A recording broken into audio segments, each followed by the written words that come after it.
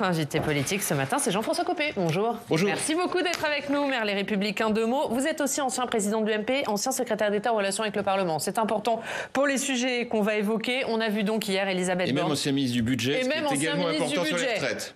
Ce qui est également important. 49.3 déclenché donc hier à l'Assemblée nationale par Elisabeth Borne. On a vu des manifestations dans plusieurs villes de France qui ont parfois dégénéré, des tensions notamment place de la Concorde devant l'Assemblée nationale. Est-ce qu'on est entré dans une crise de régime ?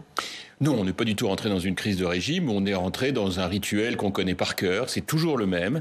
On a connu ça en 2010, on a connu ça en 2003, on a connu ça à chaque fois qu'on a fait une réforme sociale importante, que ce soit de droite ou de gauche, enfin plus souvent d'ailleurs de droite que de gauche.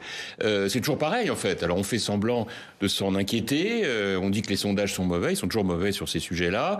On voit des violences, bah oui c'est toujours les mêmes, les syndicats qui font toujours le même rituel, enfin c'est toujours pareil et on fait semblant de croire que c'est différent. Non, donc vous n'êtes pas plus inquiet que ça sur Mais la question n'est pas de savoir si on est inquiet, la question est de voir surtout la manière dont les acteurs politiques se comportent dans cette période. Et de ce point de vue, il y a beaucoup à dire quand même. On va parler des Républicains, mais on a vu hier cette image d'Elisabeth Borne dans l'hémicycle de l'Assemblée nationale, chahutée à sa gauche par des députés NUP qui chantaient la Marseillaise, à sa droite par des députés du Rassemblement national qui tapaient sur leur... Enfin, pardon, c'est à son extrême gauche et à son extrême droite. Non, les mots ont un sens. C'est pas la droite et la gauche, c'est l'extrême gauche et l'extrême droite. Qu'est-ce que vous avez pensé de cette scène ? Qu'elle est à l'image de ce que les Français ont choisi comme représentation nationale. Quand vous votez pour des députés d'extrême droite et d'extrême gauche, vous avez des gens dont le comportement est un comportement systématique de déstabilisation, de démagogie, et dont le seul objectif est de faire croire aux Français que la solution, c'est de tout casser, c'est d'être systématiquement contre des réformes courageuses sur le long terme et de privilégier l'immédiateté et puis naturellement la violence dans les mots, la violence dans les gestes, la violence dans les comportements. Vous trouvez qu'ils encouragent la violence ? Comment ? Le Rassemblement national et la France insoumise, vous trouvez qu'ils encouragent la violence ? Ils l'incarnent surtout. Il l'incarne, même pas qu'il l'encourage. Enfin, vous avez vu, vous, des députés appartenant à des partis de gouvernement, que ce soit de gauche ou de droite d'ailleurs, se comporter comme se comporte aujourd'hui l'extrême gauche de Mélenchon. C'est une honte. Une honte dans les comportements dans l'hémicycle, une honte dans la rue naturellement, mais ça on le sait. Tout ça est complètement connecté, organisé. C'est leur ADN. Et ce qui est regrettable, c'est que l'on ne passe pas plus de temps chez les commentateurs, dont c'est le métier, qui sont censés avoir une connaissance de l'histoire politique. Je ne comprends pas qu'ils ne passent pas plus de temps à le dire et à le dénoncer pour que les Français l'entendent. C'est une attitude qui n'est pas républicaine, selon vous ? Mais c'est pas le sujet, vous savez, c'est un mot passe-partout, républicain par républicain. C'est pas ça le problème. Le problème, c'est que lorsque l'on est dans une grande démocratie, on ne la casse pas en passant son temps à faire croire que les libertés sont entamées, que la démocratie est atteinte. Tout ça est inexact. Je voudrais juste rappeler que c'est un immense mensonge. La démocratie, elle est bafouée dans les dictatures. Elle n'est pas bafouée dans les pays de l'Union européenne, qui aujourd'hui, pour l'essentiel d'entre eux, à part quelques exceptions notables qui nous arrivent naturellement de dénoncer du côté de l'Europe de l'Est, mais il n'en reste pas moins que globalement dans des pays comme les nôtres, les libertés, elles sont pleinement garanties, sauf qu'il y a un moment où le courage politique, c'est de faire des réformes qui sont nécessaires. Enfin, comment peut-on imaginer que le système des retraites peut continuer comme ça ? C'est pas vrai, tout le monde le sait. Que ce soit impopulaire, bien sûr que c'est impopulaire. Est-ce que c'est ce que les gens disent ? Les Français, ils sont mécontents, ils en veulent pas, mais au fond d'eux, ils savent très bien qu'il n'y a pas d'autre choix. Dès que vous discutez un petit peu 5 minutes, 10 minutes avec tel ou tel qui est sur le moment un peu énervé, et qui est contre, il n'a pas tellement d'arguments pour vous dire qu'on a tort. À partir du moment où on vit plus longtemps, forcément qu'il faut allonger l'âge de la retraite. Il n'y a pas d'autre choix. Mais sur l'utilisation du 49.3, est-ce qu'il a eu tort selon vous, Emmanuel Macron ? Est-ce qu'il aurait dû aller au vote quitte à le perdre ? Mais c'est absurde. Enfin, d'où ça sort, ça ? Enfin, écoutez, cette réforme, elle est indispensable. Il faut arrêter de se mentir, elle est indispensable. Il y a quelques réformes indispensables en matière de sécurité, en matière d'immigration, en matière de comptes publics, en matière de réforme de retraite, de protection sociale, de la faire pour la protéger. Si nous ne le faisons pas, nous n'aurons plus assez de gens pour la payer, cette retraite. Donc il faut travailler un peu plus longtemps. Bon, à partir de ce moment-là, l'intérêt supérieur du pays, c'est quoi ? C'est qu'elle passe. Et qu'elle passe légalement. Je rappelle que le 49.3, c'est légal, c'est prévu. Il y a beaucoup de grandes réformes en France qui sont passées par le 49.3. Le RMI, sous Rocard, est passé par le 49.3. Il y a beaucoup de réformes comme ça qui sont passées par cette procédure prévues justement pour éviter la politique politicienne, les combinations minables comme celle qu'on a vue hier. Donc heureusement qu'on a cet outil qu'a donné le général de Gaulle pour aller à l'intérêt supérieur de la nation au-delà de ces petits calculs minables. Elisabeth Borne a affirmé que jusqu'à la dernière minute, elle avait tout fait pour éviter le 49-3 et pour passer par un vote. Mais elle dit certains, au sein des Républicains, ont joué une carte personnelle en contradiction avec ce qu'ils défendent depuis des années. Vous partagez ça ? Bah oui. Il n'y a pas besoin non plus d'être sorti de Saint-Cyr pour comprendre que c'est ça l'histoire. C'est la responsabilité des Républicains, ce 49-3 ? C'est pas la responsabilité des Républicains. C'est la responsabilité de quelques députés républicains qui se sont trouvés en nombre suffisant pour obliger, en réalité, à ce 49-3, pour la sécurité et l'intérêt supérieur du pays, mais deux, surtout, qui ont, par ces choix personnels, en réalité, fracturé gravement ce qui constitue la marque de fabrique des Républicains, qui est celle d'être un parti de gouvernement, par opposition à des partis extrémistes, populistes. Qu'est-ce qui est la marque d'un parti de gouvernement ? Qu'il soit de centre-droit ou de centre-gauche, ou de droite ou de gauche, par opposition à l'extrême droite ou l'extrême gauche. C'est que c'est un parti qui est capable de prendre des mesures qui peuvent être impopulaires sur le moment, si c'est l'intérêt supérieur du pays.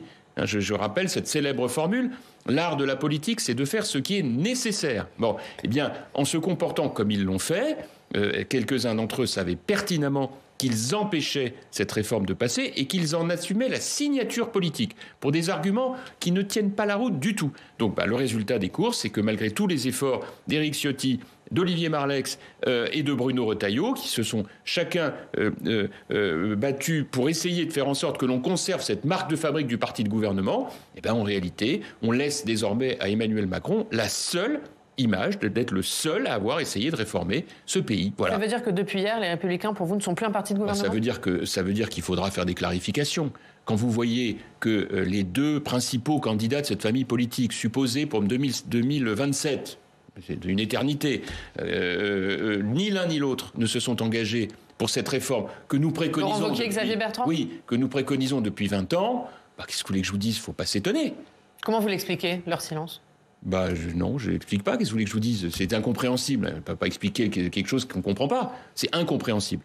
Bon, c'est des sujets majeurs sur lesquels on se grandit, justement, à faire une différence, à être transgressif, à montrer qu'on est capable, malgré le fait que l'on n'est pas macroniste, d'apporter son soutien à une réforme qui est défendue par la droite de gouvernement depuis toujours. Et ça, c'est une honte. Mais ça veut dire qu'aujourd'hui, clairement, les Républicains se sont décrédibilisés. Aujourd'hui, ils ne sont plus un parti à même de gouverner. Vous m'avez posé la question. Je vous réponds à nouveau. Pas les Républicains, ceux des Républicains qui, en se comportant comme ils l'ont fait... Donc ça veut dire qu'il faut les exclure. Non, j'en sais rien. Je pense en tout cas qu'il faut... Mais vous dites qu'il faut une clarification. C'est quoi la clarification ? La clarification, c'est-à-dire qu'on ne peut pas continuer de cohabiter entre personnes qui, à ce point, sont divergents. Bon, donc il faut les exclure si vous ne voulez pas cohabiter. Soit il faut les exclure, soit il faut séparer le parti en deux, mais en tout cas on ne peut pas parler la même langue. Et on va se dire quoi demain dans les réunions ? On va se parler de quoi ? On va parler des enfants ? Et je ne vois pas d'autre ce qu'on peut se raconter, des souvenirs de jeunesse, c'est tout. Parce que objectivement, qu'est-ce qu'on peut se dire entre personnes d'un même parti politique qui, sur un truc aussi essentiel que celui-là, n'est pas capable d'assumer ses responsabilités. C'est impossible. Et quand vous voyez le visage que donne la France devant tous les autres pays européens qui sont entre 65 et 67 ans d'âge de la retraite, et que nous ne soyons pas capables, nous, partis de gouvernement, de passer ces réformes alors même qu'elles sont tout aussi impopulaires dans les autres pays européens, mais que les gouvernements des autres pays européens l'assument, comment voulez-vous qu'on soit crédible ? Mais vous les avez entendus, ils disent que c'est une réforme qui manque de justice sociale. Aurélien Pradier, il dit que ce n'est pas la réforme à laquelle aspire la droite populaire. Moi, j'incarne la droite populaire. Vous entendez ça ? Il faut être très fort pour incarner tout seul des choses. Il faut avoir une dimension. Voilà. Je veux dire, quand le général de Gaulle, seul en 1940, dit aux Français « Moi qui vous parle en connaissance de cause, je sais qu'on peut se défendre et organiser la résistance. Moi qui vous parle en connaissance de cause, quand c'est le général de Gaulle qui le dit, on voit pourquoi. Quand c'est Aurélien Pradier, comment vous dire ? On voit pas très bien, on cherche. Bon, et on arrête vite de chercher. Là, je suis désolé, notre système, il est beaucoup plus attentif à ceux qui souffrent que tout ce qui se passe dans le reste du monde. Bon, donc il faut l'entendre, ça. J'entendais hier quelqu'un qui travaille chez EDF en sûreté nucléaire et qui dit « c'est horrible, ma tâche est terrible ». je vais devoir, à cause de cette réforme, travailler de 57 jusqu'à 59 ans. Bon, donc tiens, c'est fantastique. Il y a pas, le commentateur derrière ne dit pas, tiens, 59 ans, c'est donc pas 64 ans.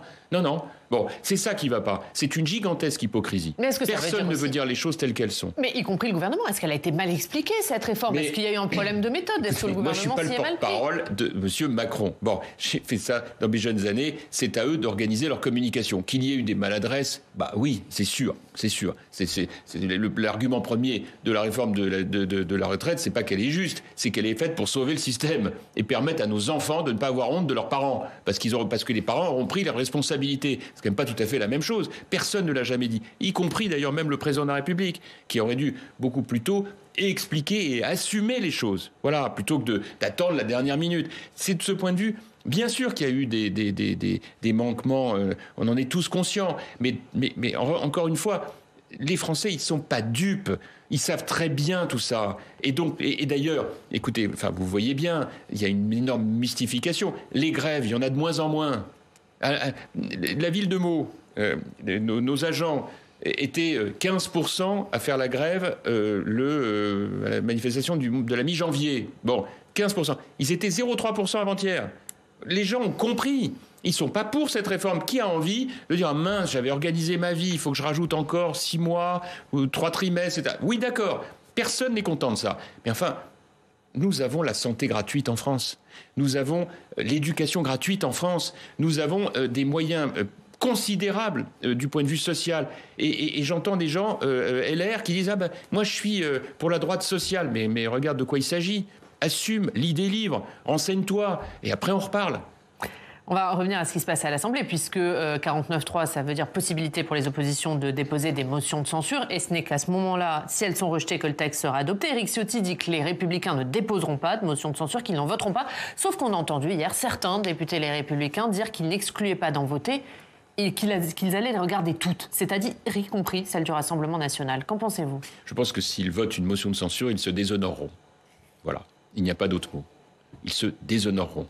Et j'ose espérer, d'abord qu'ils ne soient pas nombreux à penser pareil, parce que ce serait lamentable, et deuxièmement, que ceux qui le font profiteront du week-end pour essayer de se demander s'il n'est pas temps maintenant d'arrêter tout cela et de se poser pour comprendre ce que c'est la dimension d'un échec qui vient s'ajouter à des années et des années d'échecs. Voilà. Il y a un moment, il faut quand même se poser et se demander à quoi ça sert de faire de la politique. Pourquoi on est là? Est-ce que c'est pour faire le coup de la journée? Est-ce que c'est pour faire le titre du journal de 20 heures? Ou est-ce que c'est pour donner une marque, une dimension, une profondeur à son action au service du pays? Est-ce que, quand on aura 70 ans, là, à la retraite, pour le coup, on sera fier de s'être comporté comme ça quand on en avait 35 ou 40? C'est ça le sujet. Et il n'y en a aucun autre. Ce sera la même chose s'ils votent la motion de Lyotte, qui sera une motion transpartisane, ou s'ils apportent leur voix à la motion du Rassemblement. Alors ça, c'est le pompon. Charles Amédée de Courson, que je connais par cœur, qui est, je crois, même un des doyens maintenant de l'Assemblée, qui a été le chantre pendant des années de la rigueur budgétaire, avec lequel, quand j'étais ministre du Budget, j'ai travaillé, que j'ai d'ailleurs souvent écouté, parce qu'il est très compétent techniquement, et le voilà devenu, en fin de carrière, le gars qui va faire la motion de censure contre la réforme des retraites. Ils sont devenus fous. Qu'est-ce que vous voulez que je vous dise? J'ai pas d'autre explication. Ils sont devenus tous fous. Et je reviens à ma question, est-ce que ce sera la même chose si les députés LR votent cette motion Lyotte que s'ils apportent leur voix à la motion du Rassemblement national? Non, mais de toute façon, ils sont pas suicidaires, les députés LR. Ils ne l'excluent pas. Encore que, enfin, ceux qui veulent voter les motions de censure, déjà en soi, c'est lamentable, mais même celle de Courson, c'est tout aussi lamentable. Qu'est-ce que vous voulez que je vous dise? C'est quoi l'idée? Ça suffit pas comme ça. Alors donc, imaginez qu'il y ait une motion de censure qui soit adoptée et qu'on se retrouve devant les urnes. On veut quoi? Que l'extrême droite ait 150 députés, que l'extrême gauche en ait tout autant, qu'on paralyse la France. Pendant ce temps-là, il y a une guerre en Ukraine, il y a une crise économique et financière majeure. Non mais, il faut 2 secondes voir la conséquence de ces actes quand même. Et les Républicains, en cas de dissolution, qu'est-ce qu'ils deviendraient selon vous?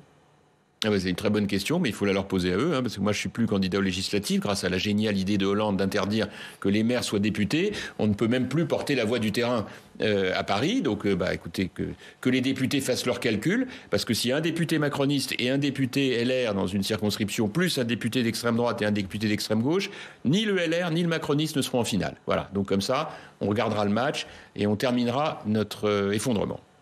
Est-ce que vous parliez de Laurent Wauquiez et de Xavier Bertrand, est-ce que pour vous, ils ont perdu toute crédibilité à être candidats à la présidentielle pour les Républicains ? Écoutez, moi je ne comprends pas leur stratégie. Donc, vous savez, j'en sais rien. Ils ont sûrement des plans cachés que j'ignore.